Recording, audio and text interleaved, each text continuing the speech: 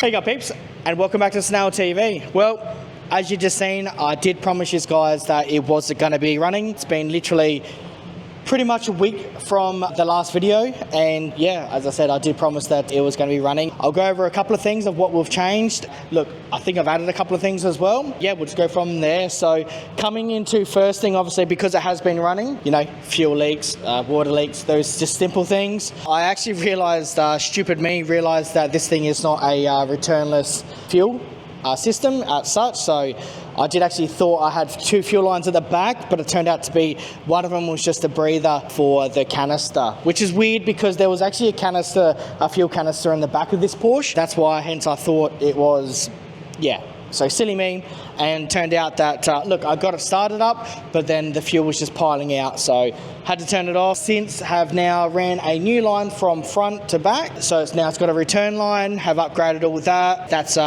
yeah, that's all looking pretty sick now, so done that. Look, waterline was just really just a nip of the fittings. Oil as such has not really been a bad oil line as such. I've actually noticed, look, I don't think it's the turbo as such itself yet. I'll think about it a bit later, but I've got a bit of smoke on a higher rev.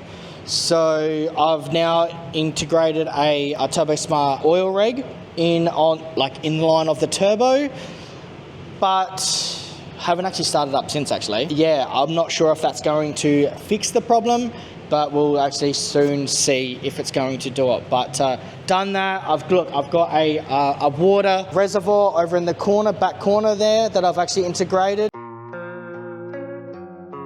So anyway, everything's been plumbed up. Literally, as you see it right now, I shouldn't be touching anything more in the back. This is literally it. There is one more thing that I will mention a bit later in the video that I'm going to, look, as I said, I don't need it, but I'm gonna add it. Well, we are adding it. But as you see, the rear of the car right now, that's a finished combo right there. So don't need to add any more. Look, let's start the car up. You hear it running. We'll go from there. I'll just show you over a few things and whatnot, and we can go from there. First off, just keep it on. I'll put ignition on and we can start it up from the back.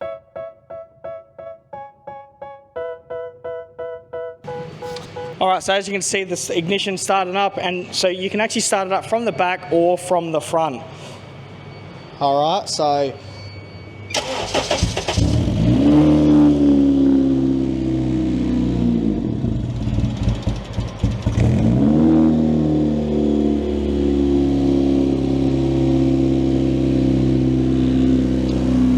ECU calibration hasn't been done in the back, so I've got to do the ECU calibration exactly the same as the front, and that hasn't been done.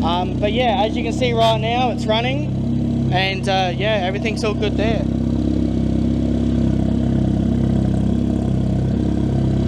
Pretty much just really got to, yeah, there's really nothing else to be sort of had a look at. Turbo's still spooling up alright as is. Everything, yeah, it's looking really nice. It sounds nice.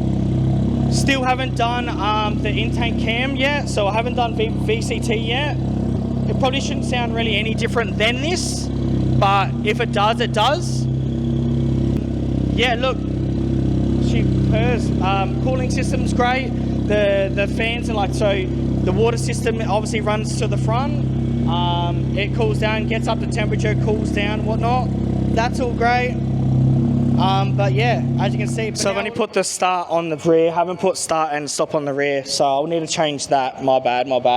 But yeah, I've just got to change the calibration on the rear screen just to pick up on higher revs. It's not sort of picking up as such. Got to get that done, so then yeah, the front screen, they can both work together. But yeah, look, everything else is super neat.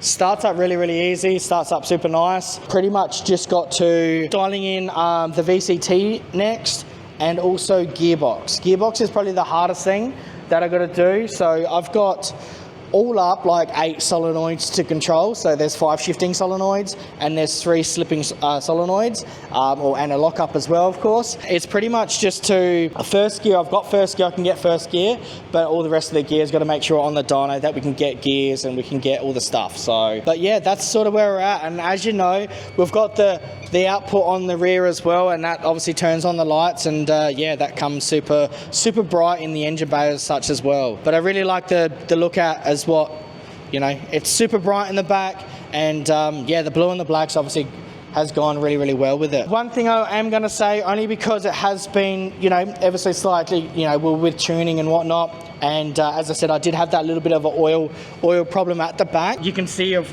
the black soot on the rear here, and so what I'm pretty much thinking about that I'm going to do is pretty much just dip it in some carbon fiber. So the rear, this actual rear bit here is going to be black. I think I did say it at the start that we were thinking about either painting it black or whatnot, but at the time, look, you know, it's quick and simple. It was just painting the same color as the car. So look, it's nothing special. It's easy change, easy fix. I'm still not sure about the exhaust pipes themselves, if we should leave them like that or I should actually put a ring on them. I do want to try to like in-house a ring, but look, I'm not sure yet. So I will see very, very soon. As I said, make sure that get it, you know, on the road and whatnot first. That's easy, and we'll go from there. But super excited, super excited. Everything's working. As I said, the center screen works. Both ECUs work. You know, it's still, this is just startup tune. There's no tuning being done here yet at all, and we're going from there. But look, we'll take you to the front of the car and we'll show you something super exciting. Alright guys, so at the front of the car, you're going to call this either under the bonnet or under the boot, whatever you're going to call it. But as such as, I'm not sure if many of you guys have followed me from, you know, years back or whatever, but I sort of don't like not incorporating or keeping something boring as such. As I said, this is theoretically the under the boot, under the bonnet, whatever you want to call it, but theoretically I would put subs in here and, you know, TVs and all that stuff, and just it's what I am. But look, to me, this is a pretty boring place to do anything. Well, you know what? Just take a look in here and see what you guys think. As you can see, that's a NITROUS, 10-pound NITROUS bottle. It wasn't something I was going to do. Look, it's just come up, and I've painted exactly the same Miami blue as the car, and just so it makes it look good. Got some Raceworks brackets from my good friends at Sleeker Spares as well. Incorporated that, and pretty much what we're going to do is pretty much, look, I'm going to put a single jet on the turbocharger straight onto the turbo. Nothing, no direct port or anything like that. Going to keep it pretty simple. And also going to make some purge valves as well. So I'm not sure where I'm going to purge it from. I'll make something up pretty cool. We'll go from there. I think it's really filled it up really, really nicely inside. I'm probably going to incorporate some sort of LEDs in the underneath there as well, because you sort of can only just sort of see it. Look, as I said, Porsche's done a really, really nice, neat design of how it is in the back here, or in the front, sorry. You know, the battery's under here. The car amplifier is under the front as well. All your reservoirs and stuff like that is in the back. It looks really nice. Just underneath here, the boot. I'm not going to use this to go get my groceries, so I don't theoretically need the space. So it's just easier just to incorporate something cool. But I've been away from NITROUS from a little bit. Look, it's not something that we're probably going to use much at all. It's pretty much just going to be more of just for looks and whatnot. There's nothing looks cooler than a NITROUS bottle, and it's just what it is. But I think that there has just sort of topped off the boot slash bonnet. I think that's going to be awesome. I think that should be pretty sweet. All right, guys, also another thing as well that I actually forgot to tell you guys. As I said, the whole rear has been plumbed up and everything. I didn't know, I was sure about that at the start, what I was going to do with the steering, so the electric steering or power steering, whatever you're going to do. The thing was that this is out of a Honda Accord Euro, and what they do, this whole engine and whole package, they actually have electric steering from factory. So on the actual rack itself, there's actually an electric motor. I couldn't incorporate that. Obviously, I needed to put that obviously at the front if I needed electric steering. It wasn't something I was going to tackle. I didn't want to touch the, you know, the power steering or any rack from the Porsche and start breaking that up and start, you know, try to incorporate that with that. It would have been nice, like super nice, just because then I wouldn't have to do any hydraulics and stuff like that. But it's what it was. But look, the only other option, the other easiest option was using a power steering pump from a Holden Astra, and what they are, as everyone probably knows, everyone uses them in their drift cars and whatnot, is they're an electric power steering. So all you need is ignition and it turns on, and then you've got obviously power steering. Look, It's worked really, really nice. Unfortunately, at the start, I had the 2 lines hooked up the wrong way around, and I had the pressure line on the low pressure, and I popped the line off at the front. No biggie, it sort of just popped back on. It was just a quick release. Look, turned them around the other way. At the moment, I don't have a strategy of how it's getting turned on. So right now, I just put ignition on, and on the actual FUELTECHED, I've got a button on the FUELTECHED that I can turn the power steering on or off. I'll incorporate that later, that I can put on a timer, because on a timer, if you have the second output on the power steering itself on a timer, then that means the power steering turns on straight away. It doesn't actually have a delay. But yeah, it works super wicked.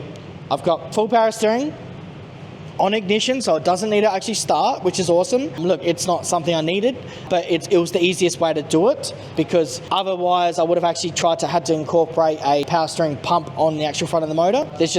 There's no need. So go take a look at the back there, and you can sort of see it. Later on, I'll put a sock over it or something like that, so you sort of can't see it, but it's sort of the ugliest looking thing in the engine bay. Yeah, as I said, we'll put something over it later on, just so then we can sort of can't see it. All right, peeps, so there we have it. It runs, it starts, power steering works, like everything works. All right, so look, as I said, over the next couple of days, look, I've got a couple of bookings in with FUELTECH, and they're going to help me out with the transmission. Transmission is sort of, a lot of people don't sort of know how to go into gears and stuff like that, but they've got the strategies there to work it out, and so that should be sweet. Yeah, so everything there is ready to go, and it's, as I said, it goes into first gear now, so I can theoretically drive it. It's sort of not something I want to, just in case, because it will want to go into second gear or whatnot. So yeah, guys, from in the front, guys, is obviously the NITROUS bottle, and all we're pretty much going to be doing is drilling in the side of the turbo here and just putting a fogger, single fogger, just a dry shot, nothing special, just straight into the turbo, just so, look, can theoretically spool up faster, and also, you know, cool the intake charge as well at the same time. So it's not going to be like, you know, I'm not going after massive power with the NITROUS or anything. As I said, it's more just for the looks and to fill up, you know, the front boot. Sort of, you know, it's just a cool looking thing as well. So, but yeah, apart from that, guys, the car's theoretically done, completed. There's nothing else I'm going to do to it. Yeah, it's pretty much just to make it run well and drive nicely, and shifting the gears nicely, and just be a nice cruising car. So super happy. Look, really got to have a huge shout out to, you know, the few people there, guys. You know, people like Sleeker Spares to helping out with all the parts and the pieces. All the Raceworks fittings and stuff like that, I have all got them from Sleeker Spares. Huge shout out to FUELTECH, of course, you know, getting it running in the first place. You know, they always help me out with my ECU stuff as well. Just Auto Paint Supplies, he's only just next door to me. Huge help there as well. Always gets the paint right. Always all the good stuff there as well. You know, any other mates as well that have all helped out with little bits and pieces as well. It's done. It's worked out awesome. So yeah, guys, look, let's go on the next episode. Let's go for a drive. Obviously, it should be cruising in Miami. So I'll keep it at that, and I'll see you guys on the next episode. See you, peeps.